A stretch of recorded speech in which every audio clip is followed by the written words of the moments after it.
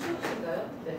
역사의 불연속성이라고 합니다. 그러면 역사의 불연속성이란 철학적 개념으로 얘기하면 이런 겁니다. 그 이전의 세계와 그 이후의 세계로 완전히 세계관이 바뀌었다라고 할 수 있는 것.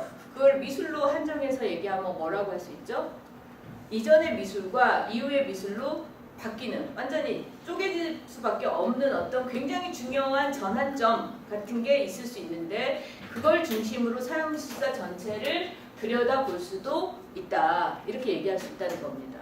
그런데 여러분, 코페르니쿠스 아시죠? 그죠? 제가 지난주 설명했나요? 안 하시죠? 코페르니쿠스는 여러분 아시는 것처럼 지구가 있고 태양이 있는데, 지구가 중심이어서 사람들은 다 해가 떠서, 그러니까 태양이 움직여서 우리한테 나타났다가 졌다가 한다고 이해했던, 그걸 뭐라 그러냐면 그 단어 맞아요. 천동설. 우주가 돈다 중심으로. 뭘 중심으로? 지구를 중심으로. 그게 천동설이잖아요. 코페르니쿠스가 지동설을 주장하기 전까지 세계관은 지구를 중심으로 우주가 있을 거고, 이 우주가 어떻게 된다고요? 돌면서 우리한테 해가 떴다가 진다라는 식으로 설명을 했단 말이에요. 그런데 코페르니쿠스가 뭘 주장합니까? 아니다.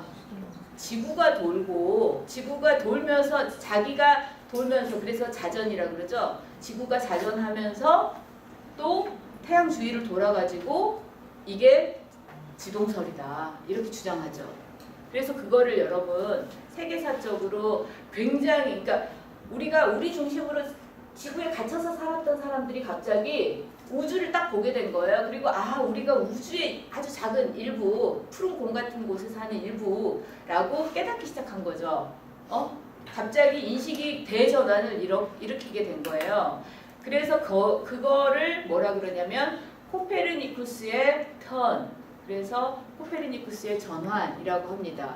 근데 그거를 그와 비슷한 식의 커다란 어떤 세계사적 전환, 터닝이 일어나는 것들을 이제 뭐라고 이름 붙여요? 코페르니쿠스적 전환, 이렇게 얘기합니다.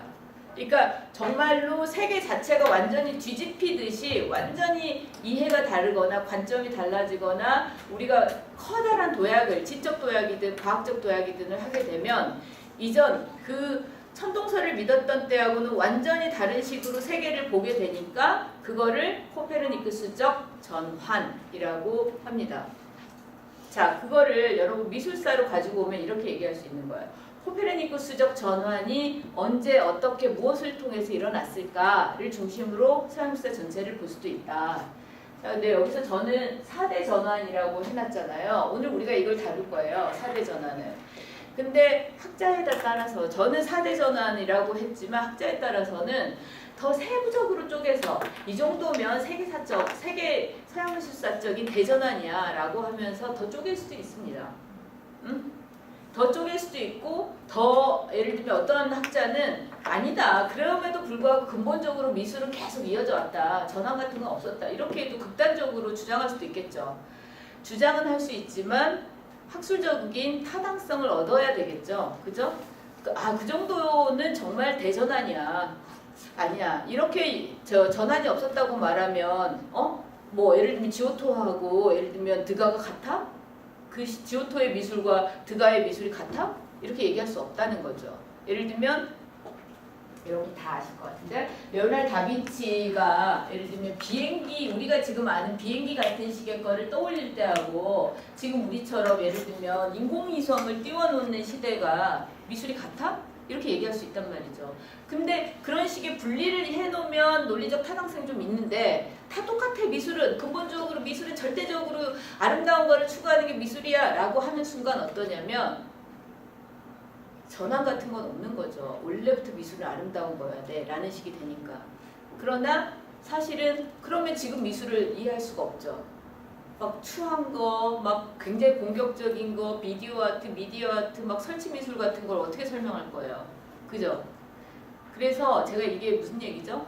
주장은 할 수 있지만 그게 학술적이거나 논리적 타당성이나 내지는 대중의 이해에서도 공감을 얻을 때 그건 이론적 타당성을 획득할 수 있는 거예요. 물론 대중이 절대적으로 중요한 건 아니지만. 그래서 저는 이렇게 설명하는 거죠. 4대 전환은 반드시 4개의 전환이 있다라는 뜻이 아니라 정말 결정적인 것들을 꼽아보면 4개 정도는 반드시 우리가 주목해야 된다. 이렇게 이해하시면 좋겠습니다. 4대 전환. 자, 근데 사실은 제가 4대 전환이라고 얘기했지만 우린 5번째 터닝 피리어드에 있는 것 같아요. 5번째로 전환기에 와 있는 것 같습니다. 5번째 전환기는 뭐냐면 좀 전에 제가 말씀드린 것처럼 4번째 전환이 일어난 이후에 지금 우리가 맞닥뜨리고 있는 컨템포러리 아트, 현대미술은 무지하게 장르도 복잡해지고 아름답거나 우아하거나 조형적이거나 비례가 맞거나 아니면 창조적이거나 하지 않은 것들이 너무 많아요. 그리고 그것들이 각자의 의미를 다 부여받고 있어요. 그 다음에 지난주에 여러분이 해보신 아트 셀피 같은 게 있단 말이에요. 근데 그 아트 셀피 같은 게 있는 그것이 우리한테 미술로서 받아들여지기도 하고 사용을 하기도 하고 그리고 어떤 작가는 그거를 기반으로 뭘 하냐면 이런 걸 해요. 이런 거를. 응? 이런 걸 하는데 이게 4대 전환에 계속 포함된다고 말할 수가 없다는 거죠. 여러분이 4대 전환의 끝머리가 뭔지 모르시니까 지금 이거에 쉽게 동의하시면 안 돼요. 저한테 넘어오시면 안 됩니다.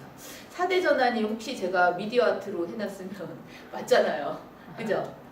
제가 말씀드릴 4대 전환은 사실은 4번째 전환은 이거기 때문에 레드메이드 미술사, 서양 미술사에서 4번째 전환을 뒤샹의 레디메이드로 잡았기 때문에 사실은 5번째 전환으로서 아트 셀피 같은 것들이 그러니까 디지털 테크놀로지와 그리고 소위 인스타그램과 그 소셜 미디어 네트워크 같은 것들이 일상화되어 있는 상태. 예를 들면 AI를 우리 블루투스 스피커로 IoT를 막 하는 이 시대의 미술로서 5번째 전환을 생각해 봐야 되는 거예요.